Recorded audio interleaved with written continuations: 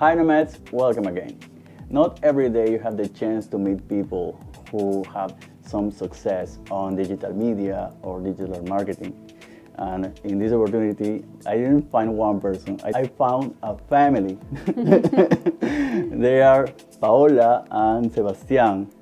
They built a brand, a digital brand, and they're going to talk about what they do for a living here in Canada.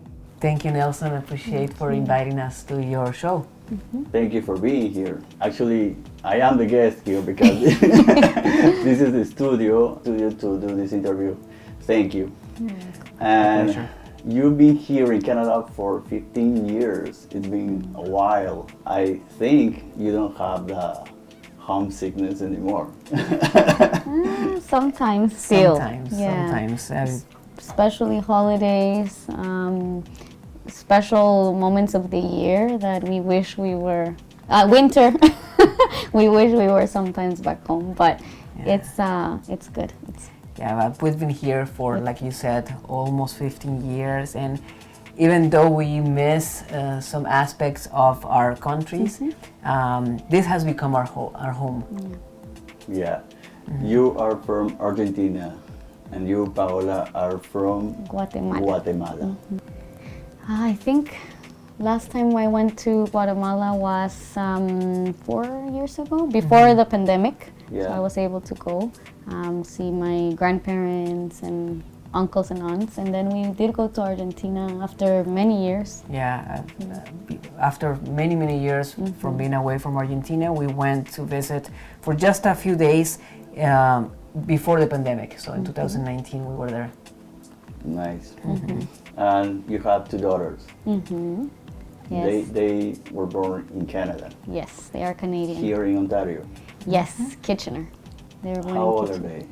they? Sophia is 11 and Valeria is 10. Almost twins. Yeah. Why did you choose Waterloo region to live? It's a funny story because when we first came to Canada, we didn't know anybody. In fact, we were living in the States, and we had to leave the country in a very short notice, 2 weeks. And within 2 weeks, we needed to find out where we were going to go and where in the country we were going to go, we were going to live. So in 2 weeks, we didn't have enough time to plan all of the details, so we just left. And the reason why we left in such a hurry was because I was in the middle of an immigration process, a failed immigration process in the States, and I had to leave the country within 2 weeks. So we came and we just drove. We had a car which we used to cross the border from the United States to Canada, and we were driving. And in fact, the story, I want to let her share the story because I was asleep. I was so tired of driving so long that I didn't even know what was going on. Yeah, well, we first came to actually Quebec in Montreal, and we didn't feel like that was going to be the best place. We didn't speak French, so we thought this might be a little harder. So then we went to Toronto. We had a friend there, but aunt told me, I have somebody I know that lives in Kitchener. Why don't you go visit them and maybe just talk to them about how you can start your life in Canada. So we came to Kitchener driving, and he was asleep in the car. And I remember we passed by Cambridge, and I got off on the road on Hespeler, and I felt like, oh, I love this. I don't know. I just thought it was so nice.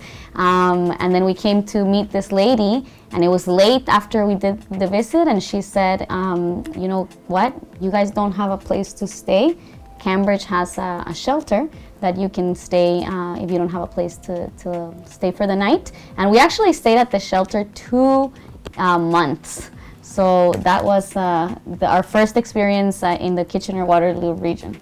Highlighting the fact that you switched your source of income to digital, you could choose not living here in Waterloo region. Why did you stay? It's a great question because oftentimes we think that we should try some place else.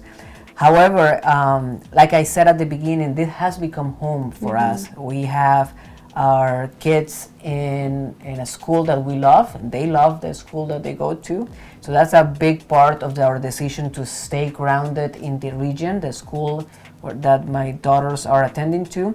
We also have a very special church, and we have decided to be a part of the church, to be community in the church, to make community at the church. So that's another big reason why we had stayed here.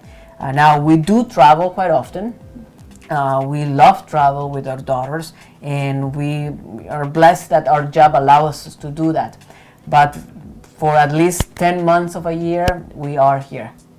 Actually, I think that was the same reason that I had to live here in Kitchener, because it's a nice place to raise a family, right? Have you ever tried to raise your daughters in Spanish? Do they speak Spanish too?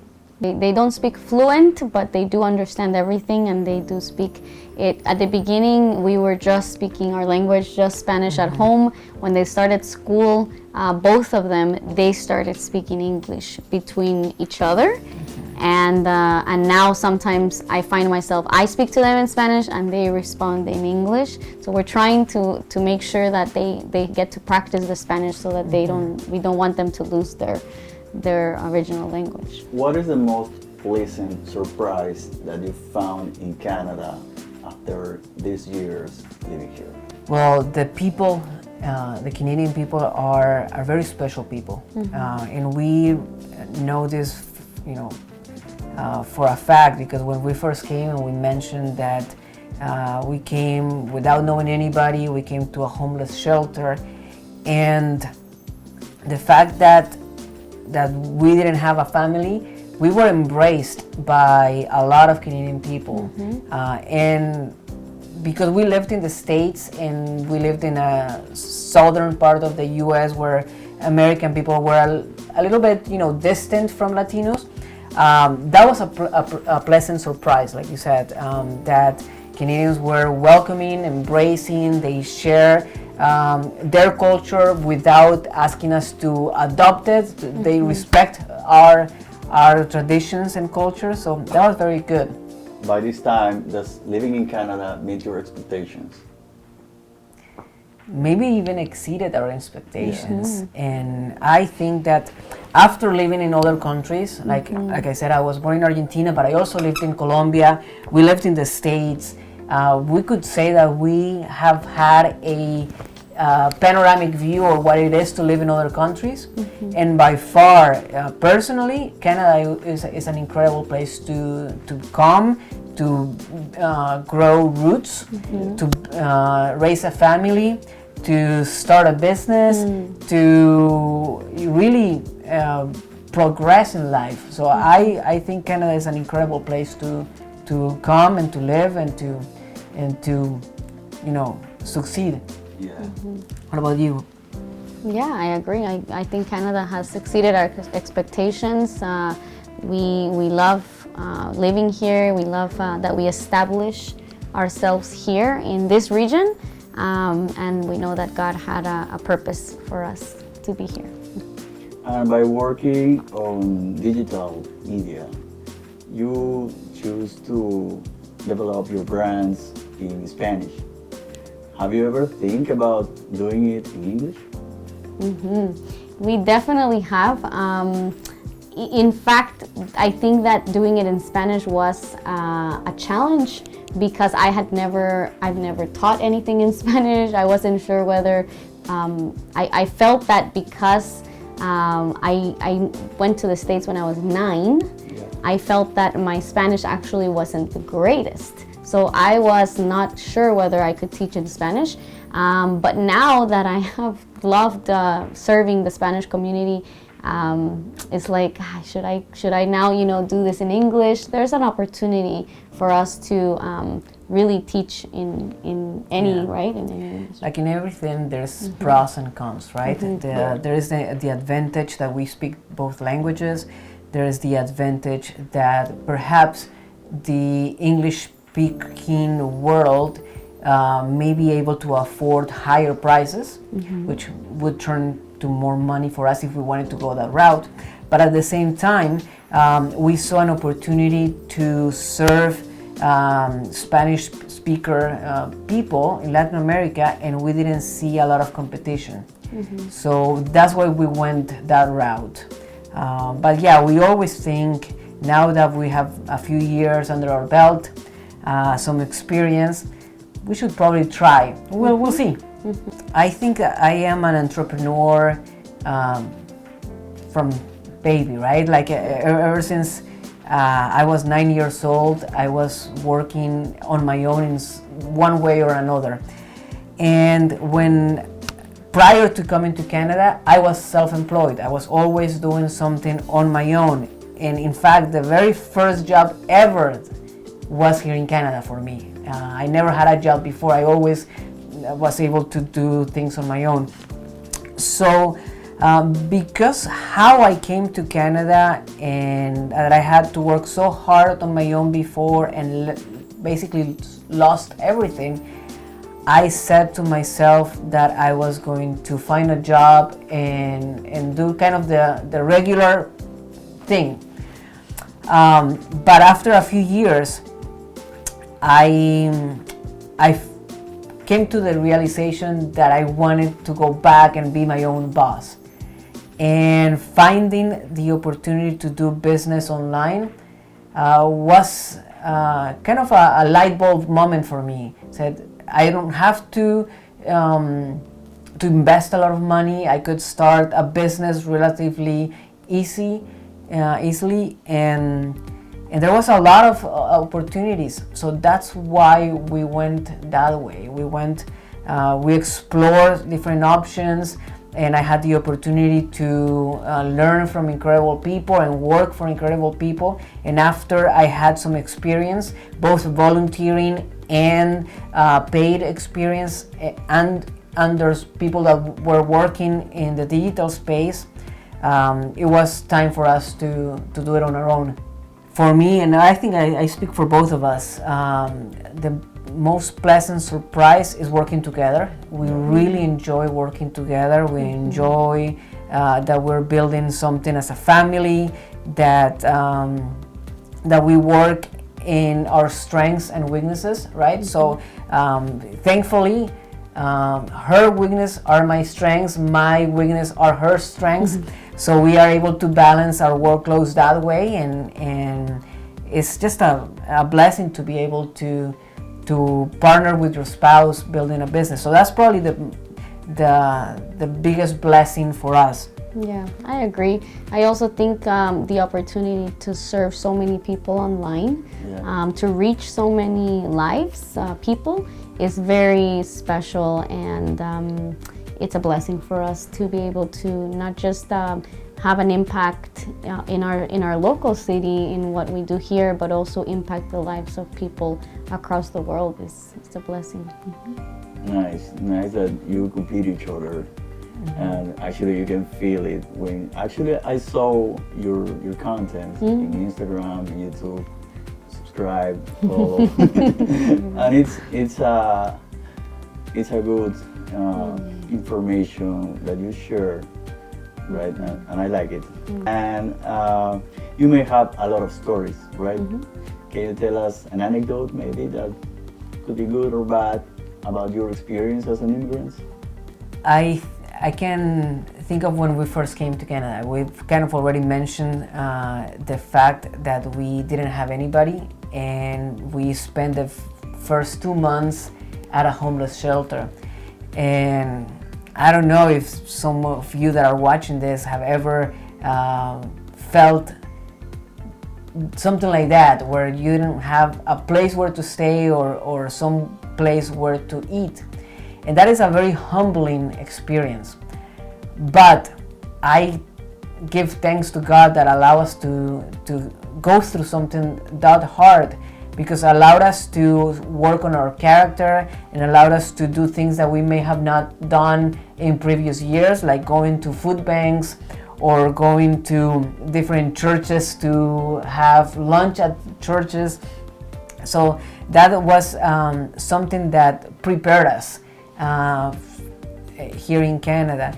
Another thing, it's the fact that in Canada you could get really any type of job. Your accent is not a limitation. The place where you're from is not a limitation. I was able to find a job. Both of us were able to find a job at very good companies when we first came. And if I translate that experience to the U.S., where I lived for 9 years, I don't think that I have gotten that type of job in the States. Or there probably I would have been judged by my accent, or I would have been judged by where I'm from. But here, everybody's an immigrant. Everybody has an accent. Everybody has a story. Yeah. And that was something that's very special about this country. Yeah, and I want to encourage everyone, if you do come to Canada, to understand that there will be, difficulties and things that we miss from our countries. But one of the things that I remember is the first few days we were in Canada, you wrote on a napkin in Tim Hortons. We actually have the napkin, maybe we'll show you after, where he wrote down all the options of where we should live, and where should we work, and what should be our plan in the next few months as we were starting to live in a new country. And when I saw it after 15 years, I started crying, because one of the things that he wrote was, we just found the napkin after many years. Yeah. Oh. He put, we will do whatever it takes to keep going, even if it means, delivering pizzas, even if it means whatever job, working at the mall, whatever.